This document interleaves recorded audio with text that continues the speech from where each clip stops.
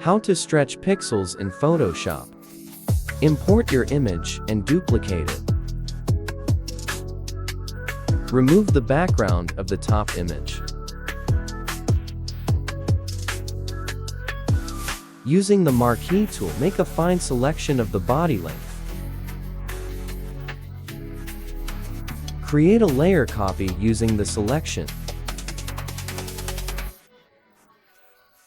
Rotate the layer copy to be straight, then stretch it.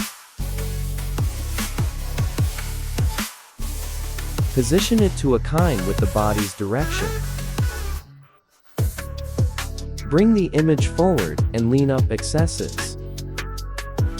To make it more realistic, duplicate the image and add a motion blur effect to the image below and clean up the excesses. You can also add a motion blur effect to the stretched pixels.